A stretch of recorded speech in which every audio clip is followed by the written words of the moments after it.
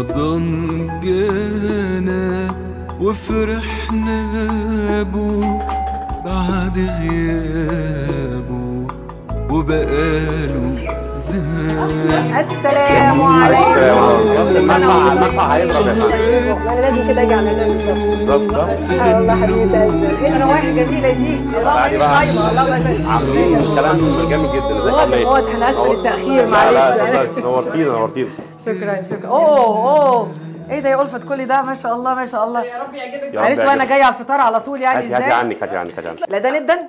يعني فاضل دقيقتين. يعني نقعد ولا لسه نستنى؟ لا صح. دقيقتين. برلينغتون توقيت برلينغتون.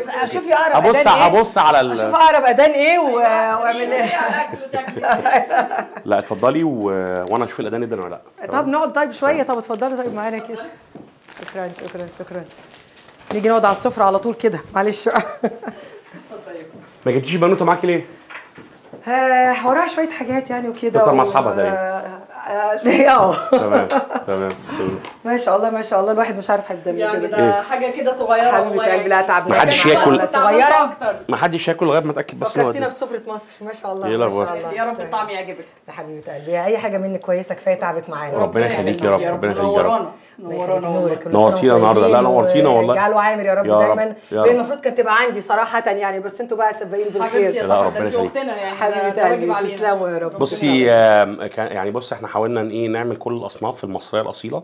المحشي الكفته طبعا في سلع عصفور صح؟ في سلع عصفور صح. ايوه خلاص بقى ما وليمون بقى صح؟ وفي ترشيا وترشيا ألفت. ميه الترشيا يا ألفت. ميه الترشيا اهم حاجه صح. فاكر انت بتاعت ده اللي كان لازم تبقى السفره اساسيه عند باب الخلق كان واحد اساسيه. ده الراجل ده قفل من زمان. كان اسمه كيمياء. مش عارفه والله كان ابويا كان مسميه كيمياء. والله اللي هو انا وانت نازله على ما كانش فيه سفره فطار ما تفضاش من على. لا هو رمضان ما ينفعش من غير بلدي. سكالانسي ده بيسموه سكالانسي. ايوه بالظبط. خلاص ادن. خلاص ادن صح. عليكم. يلا بسم الله الرحمن الرحيم. اتفضلي. افطار. انت بتتفرج على بلح الاول تمام. شكرا. عايزه نجيب يا رب اتفضلي. لا خدي بقى اطباق عشان وثاني بس. اطباق هاتي حاجه نغرب بيها يا ألفت. انا حاطط لك المحشي قدامك على طول. شفت بس ده بتاعي بقى خلاص. انت عرفت نقطه الضعف بتاعتي. حاجه نغرب بيها يا امي.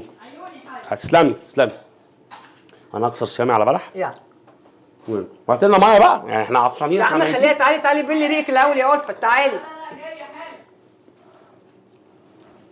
ذكريات سفرة رمضان معاكي عامله ازاي؟ في رمضان؟ ذكريات السفرة زمان. ذكريات السفرة. بصي اللحظات بقى اللي هي قبل الفطار دي كده بنيجي لازم الكل طبعا بيجتمع على السفرة.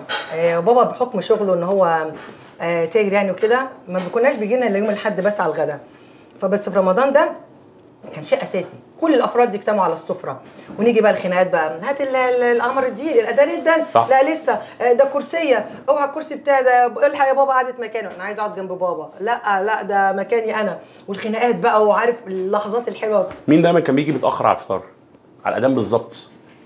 تعيش وتفتكري. مين دايما كان بيجي متاخر على الفطار؟ من اخواتك. في اخ ليا كان لازم يجي بعد الاذان على طول. بعد الاذان على طول صح؟ عمره ما يجي قبل الاذان. يجي يجري ومكانه محجوز. يا لا احلى شوربه لسان عصفور لسحور. حبيبه قلبي تسلمي لي. روحي قلبي يا رب. تعجبك يا رب. تعالي بقى اخسري في السمك. انا جايه حاضر اجيب لكم ميه بس. تمام. معايا ذكريات جميله يعني عارف.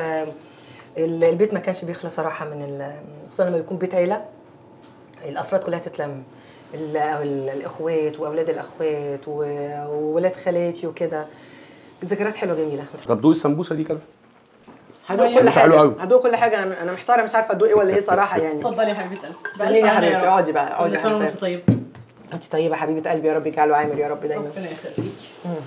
بصي بيتك بقى يعني انا ما بعرفش اعزم. انت ساعه الاكل ده صيام. اتفضلي يلا. تمام. لا كل يلا وبالهنا والشفا على قلبك. ربنا يخليك يا رب. ربنا يخليك يا رب. انا كان نفسي طبعا نيره تبقى معانا. صحيح قولي لي يعني انت في ال 23 سنه اللي فاتوا دولت تربيه يعني تربي بنت وانت كمان اب وام ده كان تحدي جامد جدا.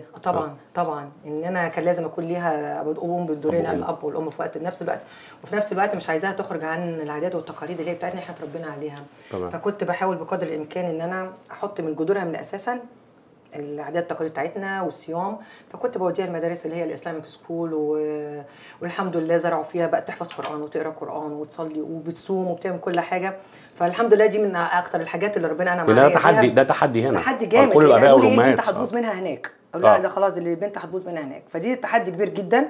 انا قبلت التحدي والحمد لله من فضل ربنا عليا اعتقد انا نجحت فيه الحمد لله. ان شاء الله نيره حد يشرف يا ربنا يبارك الحمد لله. ده ما بقولك ده من الحمد لله من كرم ربنا ليا وجوازي. واحمد ربنا عليه. المهم احنا قاعدين نتكلم وهي ما بتاكلش صح؟ لا قدمي عليها يا بنتي. لا يعني ده بيتها اعزم ايه كل يوم. انتوا بتحاولوا تشغلوني عن الاكل بس مش طيب. الفراخ هتعجبك قوي. انا الصراحه جعان تمام وشقيان طول النهار فانا طيب احنا هناخد فاصل هنفطر فيه، وبعد الفاصل هنقعد نحلي بقى مع استاذ سحر. تعمل لنا الشاي ونقعد ايوه بالظبط كده ونتكلم في مواضيع كتيره جدا جدا جدا. استنونا بعد الفطار على معزوم على الفطار.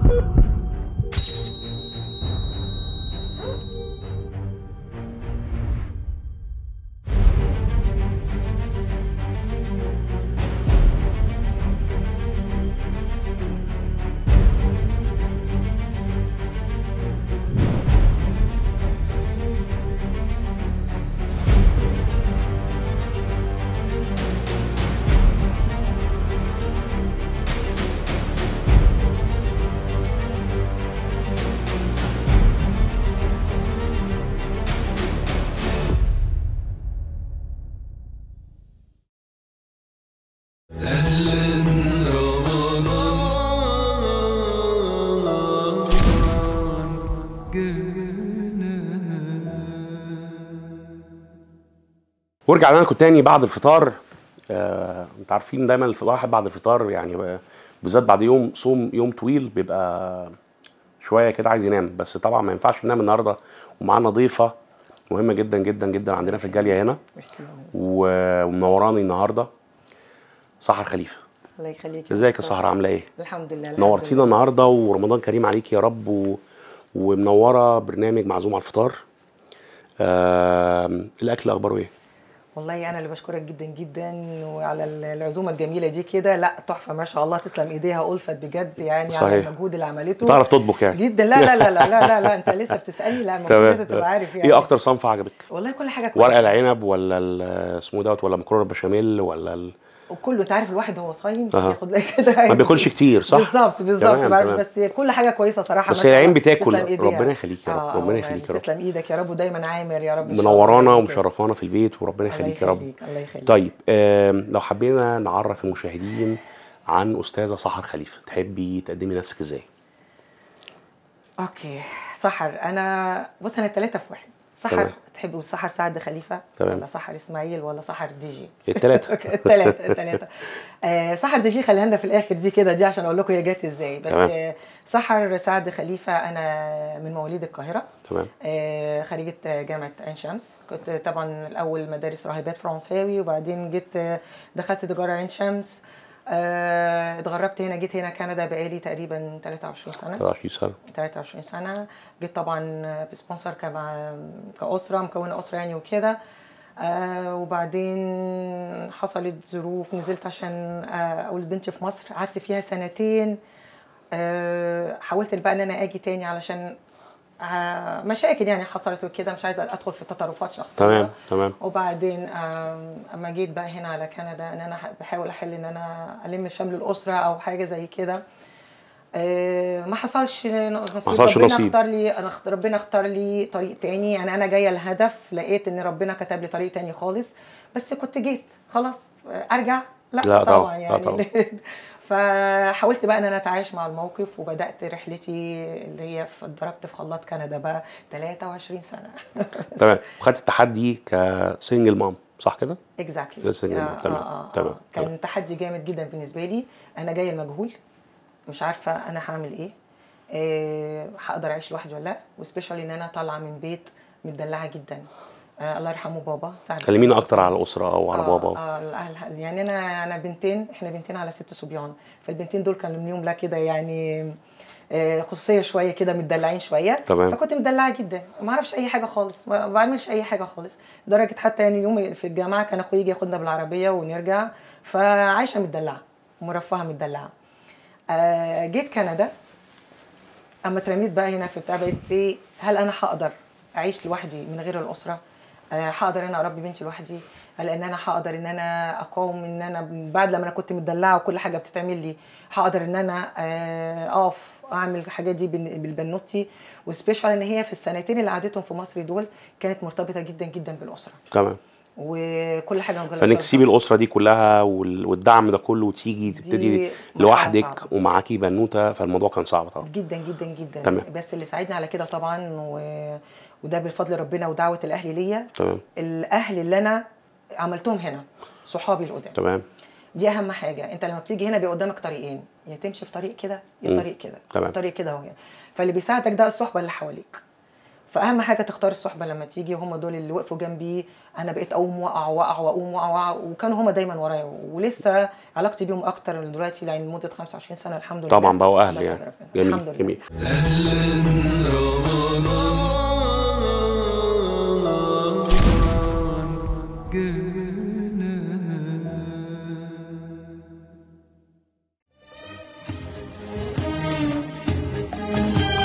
كلمة حلوة وكلمتين حلوة يا بلدي، غنوة حلوة وغنوتين حلوة يا بلدي، أملي دايما كان يا بلدي إني أرجع لك يا بلدي.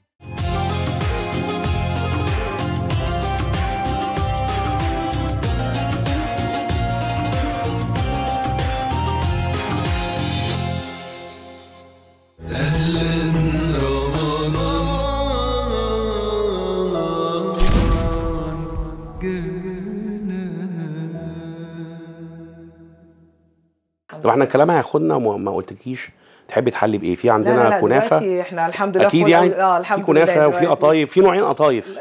واحده واحده بالقشطه والثانيه شويه اكيد. في الصيام الواحد ما بيقدرش مره. وبعدين انت عارفه حلاوه الجبنه دي مجرمه. اللي هي كل حاجه مغريه صراحه، بس نسيبها. احنا قاعدين، احنا ورانا حاجه قاعدين. احنا سهرانين.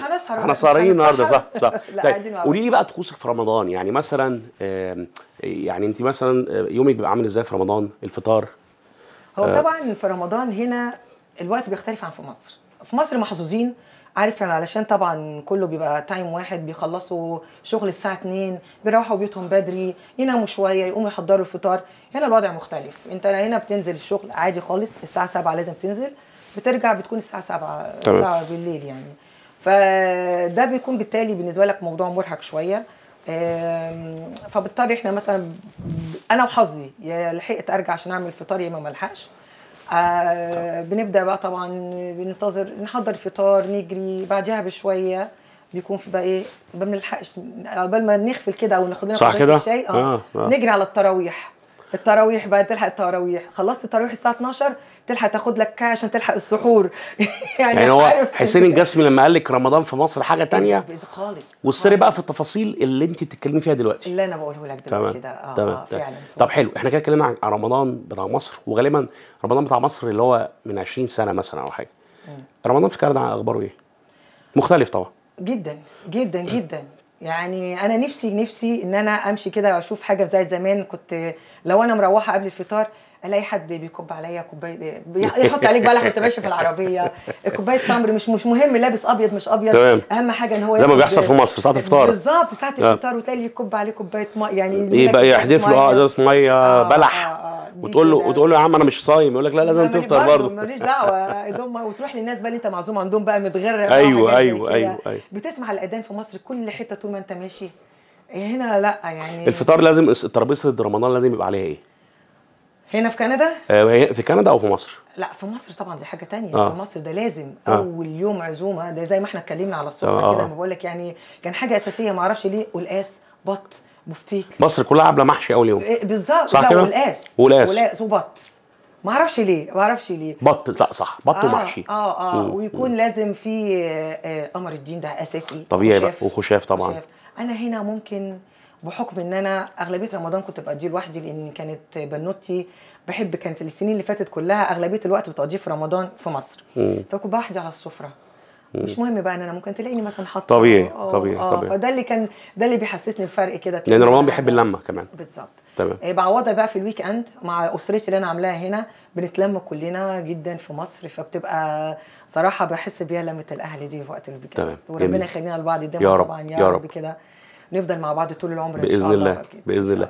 في الاول حضرتك عرفتينا ان سحر الدي جي ولا سحر الاكاونتنت، صح كده؟ وكان في حاجه ثالثه. طب سحر الدي جي، موضوع الدي جي ده جه ازاي؟ يعني ايه اللي خلاكي تقولي انا هشتغل دي جي؟ انا ما قلتش، انا لقيتي نفسك اوكي. وليه كمان؟ هقول لك ليه. انا طول عمري بحب الفرفشه، واحب يعني حتى وانا بنوته كده مع اولاد اخويا او في بيت عندنا بنحب دايما نهيص وكده. اما جيت هنا كندا لقيت الوضع كان كئيب قوي. احنا كسيدات بيبقى محتاجين ان احنا حاجه نطلع بيها ومحجبات وكده فما فيش اي كان. انا كنت كسنجل مام، التجمع اغلبيته كان بيبقى عندي في البيت. في البيت عندي يعني كده، او نعمل سليب اوفر مع صحباتي البنات وكده، ونشغل بقى وكذا وحاجات زي كده. فلقيت ان ده بتفرق معانا كتير جدا، بنبقى تاني يوم او في الاسبوع اللي بعده بنفضل كده بتفرق معانا قوي، بتغير المود وبنبدا حياه تانية جديده وكده. تمام. فبدات ان انا الموضوع ده على طول اعمل اي حفلات، انا اللي اي مناسبه عندنا عيد ميلاد حاجه زي كده انا المتعهد للموضوع ده. سحر متعهد اوكي. فكنت مره قاعده انا وواحده صاحبتي دلوقتي في امريكا، ربنا يا رب يصبحها بالخير ويخليها لي، تقول لي ليه ما تعمليش حاجه زي كده؟ فكانت خطوه يعني انا رجل بره ورجل جوه. قلت لها مش عارفه اعمله ولا لا. نزلنا مع بعض واشتريت العده واشتريت الحاجات زي كده، الادوات والاكويبمنت وكده. بدات في البيت، واول حفله انا فاكراها، اول حاجه عملتها كانت حاجه عبيطه جدا. طبعا ما بتنجحش من اول مره طبعا، بس انا حبيت ان انا اتحدى نفسي. بدات ان انا اقرا وادرس، واي حاجه اي ايكويبمنت جديد ان انا اعرف ابحث، لانها صنعه في الاخر يعني. هو مش بالظبط، انت مش هتشغلي اغنيه وخلاص. لا بالظبط. ولقيت ان انا اول حفله عملتها ليا كانت 30 واحده بس حضروا لي. تمام. بس الحمد لله شجعوني برضو كده، الحمد لله ما شاء الله دلوقتي بقى 300 يحضروا لي. تعالى بالظبط، تعالى نتكلم على ارقام بقى. يعني مثلا انت ابتديتي المشوار ده في سنه كام مثلا؟ 2000 تقريبا 15 او 16. حلو قوي. عملتي كام حفله لغايه دلوقتي؟ ما شاء الله يعني كتير جدا. نقدر نقول كام؟ بغض يعني ده بجانب الافراح واعياد الميلاد، يعني انا مش بعمل حفلات سيدات بس، لا كمان لايك افراح للليديز اونلي. انا الحمد لله كله بعمل ليديز اونلي. اول ما بدات الموضوع ده قلت ليديز اونلي. ليه؟ لان احنا ملناش اي بديل. انتوا كرجاله ممكن بتروحوا تسهروا مع بعض في القهوه، تقعدوا قعده مع بعضيكم. احنا بنمنع بناتنا انهم يروحوا يسهروا، ان هم يروحوا يرقصوا حاجه زي كده. طب احنا لازم نوجد لهم البديل. طبعا. من هنا جت فكره الدي جي بقى. بدات الحفلات ونلبس بقى اللي احنا عايزينه ونبقى براحتنا والمكان متامن وكل حاجه يعني كده. حته بقى ليديز نايت دي، ايه المواقف الصعبه اللي قابلتك؟ يعني فكره التامين، ان الست لو محجبه مثلا تروح ليديز نايت وتبقى على راحتها مع اصحابها، يعني بتبقى بشعرها او لابسه زي ما هي عايزه يعني. ايه فكريني كده، ايه اصعب المواقف اللي عدت عليكي مثلا؟ كتير جدا، بس انا هقول لك يعني بيبقى صعب انك تقنع الواحده تقول لك لا انا خايفه، طب انا يجي، طب ايش ضمني المكان. طبيعي. انا اول حاجه بكون واخده كلمه من صاحب المكان ومأمنين الكاميرات دي بتكون متغطيه متشابه خالص كده. فبيحصل طبعا دي حاجه بتبقى غصب عنك خارجه عن ارادتك. حصل مره ان واحده اتصورت مثلا، هي واحده مش محجبه مش همامه، يعني حكايه الامانه دي احيانا بتفلت منهم شويه. فانا بحاول ان انا اتدرج الموضوع بسرعه، لو حاجه نزلتها او اي حاجه الحق بسرعه، بليز امسحي من تمام كذا كذا كذا فبتاخدي اكشن. اكيد تمام. لان دي حاجه انا هشيل دي مصداقيه كمان. لا دي مصداقيه لو الناس مش هيبقى. انا بقول لهم قبل الحفله بليز دي امانه عندكم انتوا دلوقتي، احنا جايين ننبسط، ودي حاجه لايك البرايفسي لينا، ومش عايزين ان احنا نطلع كل واحده تبقى عندها قلقانه ان هي كذا. طبعا فبليز يكون عندنا امانه. طبعا لما واحده تكون جايبه معاها بنتها بتطلع لايف او حاجه زي كده، فانا لازم الحق اتدارك الموقف بسرعه. تمام. اكيد انت عندك تيم ولا شغاله لوحدك؟ لا التيم يعني احيانا بيبقى معايا تيم عشان يساعدوكي ويقدروا يمانجوا القاعه طبعا دراعي اليمين ده بنوتي طبعا. طبعا ربنا يخليها لك يا رب. ربنا يخليها لك.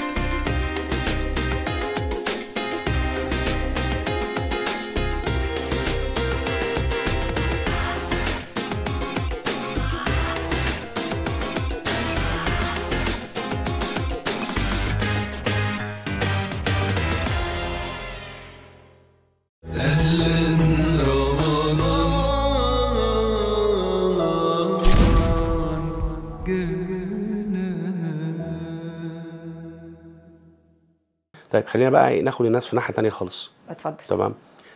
خلال 23 سنه اللي فاتوا دولت، تفتكري ايه المحطات او المايلستونز اللي تقولي مثلا ايه انا بفتخر بيها؟ يعني مثلا موضوع الدي جي ده في 2017 ده حاجه انت او حضرتك حباها جدا وغيرت في حياتك اكيد. اكيد صح. أكيد. وعلى المستوى النفسي كمان كتير جدا طبعا.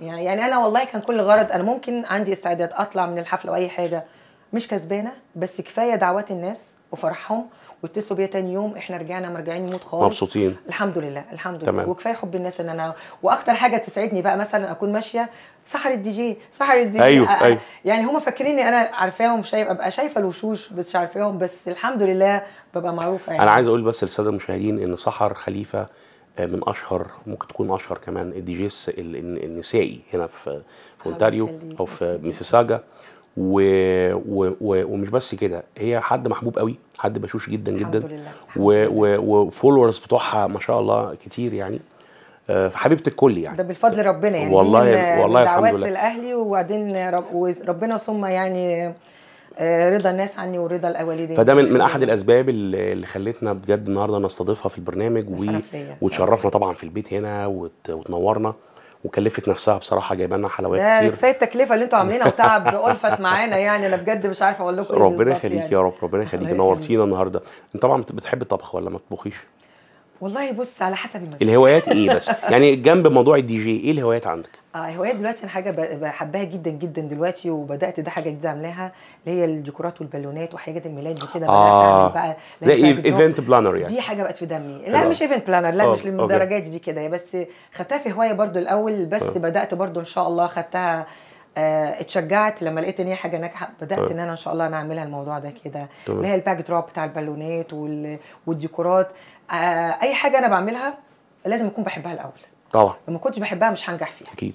فدي الحمد لله لقيت نفسي بدات انجح فيها. دي برضو الخطوه الثانيه ان شاء الله هتكون البيزنس الجاي باذن الله يعني. طيب ده يخلينا برضو نروح للسؤال ممكن يكون سؤال اخير. انت احلامك ايه يا سحر، او شايفه نفسك فين قدام شويه؟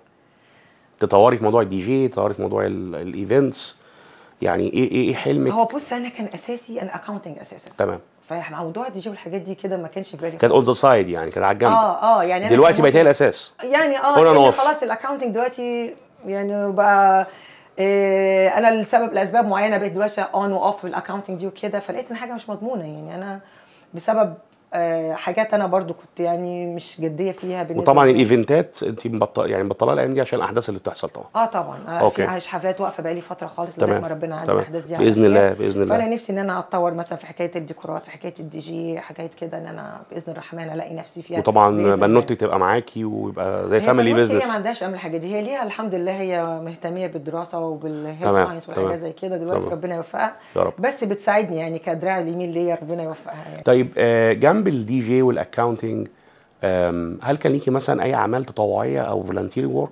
طبعا انا اول ما جيت كان الصعوبات اللي انا بقابلها ان انا علشان اشتغل لازم يكون عندي كانيديان اكسبيرينس. طبعا طبعا. وكان معايا بنوتي صغيره طبعا لسه مش عايزه ان انا احطها في ديكير ولا اي حاجه تمام. وتشتغل وكده. فكنت بحاول ان انا اوفق ان انا اروح فولunteer في اماكن بحيث اقدر اخد بنتي معايا كده وان انا اكسب انا زي ما قلت لك ان انا خريجه تجاره. تمام. فعلشان انا اكون اقدر اشتغل بحاجه التجاره دي كان لازم يكون عندي عملت معادله بتاعتي وبدات اعمل فولunteer في اماكن كتير جدا. كان ممكن اروح لغايه سكاربرو وكده وعلشان اقدر اخد كانيديان اكسبيرينس سنه ورا سنه ورا سنه. ورحت اماكن كتير جدا لغايه ما بدات ان انا الحمد لله احس ان انا اول بدات بنتي تدخل المدرسه وان انا اقدر ان انا اسيبها واشتغل. بدات ان انا الموضوع ده وخدت دبلومه برضه في ايفرست كوليج من اكاونتنج اند بيرول ودي دعمتني اكتر. وبدات الحمد لله حكايه الاكاونتنج ودي كانت جنب الدي جي. يعني ممكن اكون عندي اكاونتنج الصبح اطلع من بره على فرح اسهر اصحى تاني. حلو ده برضه بيعمل كده نوع من انواع ما بتزهقيش. ما بنامش. تمام. حتى الويكند على طول كده بقول لك ساقيه مربوط. الحمد لله. جميل. الحمد لله. جميل جميل. وده فضل من ربنا وكان بيديني الطاقه وربنا دايما كان بيبقى جنبي وهو اللي وفقني في يا رب دايما يا رب دايما. طيب في النهايه هل كان في سؤال انا كنت حابه ان انا اساله لك وما سالتوش؟ انت ما سالتش حاجه ما سالتهاش او عندك سؤال ليا انا شخصيا؟ السؤال لي سؤال مهم يعني برنامجك يعني انت اخترته واشمعنى اخترتني انا بالنسبه للبرنامج يعني والبرنامج الناجح لو ما شاء الله دلوقتي يعني عمل البوم ده كده مره واحده. انت فكرت فيه ازاي؟ ربنا يخليك. بص يعني البرنامج اللي قبل رمضان احنا كنا عايزين يعني نلعب على حاجه ان الناس تقدر تقول رايها وتسترجع ذكرياتها وتفنت اوت تفضفض يعني. في رمضان قلنا لا هنوقف ده ونبتدي نعمل حاجه ريليتد لرمضان وهي معزومه على الفطار. فمين فينا مثلا ما قابلش في اول يوم رمضان وهو بيعايد على الناس قال له حبيبي انت معايا اول يوم رمضان فيقول لك لا والله انا معزوم عند حماتي مثلا معزوم عند اهلي فخلاص انت معايا الجمعه اللي بعدها. تمام. فكره انت معزوم فتلاقي رمضان ايه لا عازم لا معزوم قليل قوي قوي لما تقعد في البيت يعني. دي حقيقه ودي ميزه بتميز المصريين والعرب يعني. تمام. بالظبط. فرمضان بيحب اللمه رمضان بيحب لمه الاهل بالظبط واجواءه حلوه وجميله. هو فعلا رمضان كريم يعني. ناس داخله عليا بسبوسه وانا داخل على حد بقطايف يعني وتدوق من ده ومحشي وبط وبتاع. الفكره دي هنا في كندا ان احنا نطلع برنامج كندي بضيوف كنديين او مصريين كنديين بعاداتنا بالظبط ويبقى ريليتد لينا اللي هو بقى عندنا برنامج رمضاني بيمثل الجاليه هنا او في المنطقه دي. فدي حاجه انا يعني ربنا يوفقك يا رب ربنا يخليك يا رب ربنا يخليك يا رب ونورتيني وشرفتيني النهارده ومن نجاح لنجاح يا رب. وطبعا انا اخترتك زي ما قلت لك عشان مش انا اللي اخترتك على فكره الناس هي اللي اختارت كمان. تمام. شرف ليا لان انت حد مؤثر جدا وحد جميل ويا رب دايما من احسن لاحسن. يا رب يا رب واكون ضيفه خفيفه عليهم وما يكونش يا رب. وانت برضو ما قلتليش هتاكلي كنافه ولا قطايف؟ لا بتحبي مين اكتر؟ انا بحب كل حاجه. بحب كل حاجه. طب احنا نسيبكم يا جماعه نسيبكم عشان قدامنا معركه جامده ونورتيني النهارده وشرفتيني وبجد كانت حلقه قريبه جدا على قلبي ويا رب دايما تبقى معانا دايما كده وارجو ان انت تكوني انبسطتي من الحلقه النهارده جدا جدا. وشكرا على العزومه رجال وعامر يا رب. يا رب شكرا تسلم ايد ألفت على تعبها معانا النهارده. شكرا ليكم. وكانت معانا سحر خليفه من اشهر الدي جيز هنا النسائيه في اونتاريو وشخصيه مؤثره جدا جدا. واستنونا في الحلقات الجايه مع شخصيات مؤثره ومهمه في الجاليه هنا في ميسيساجا وتورونتو ومعزوم على الفطار مع منتصر.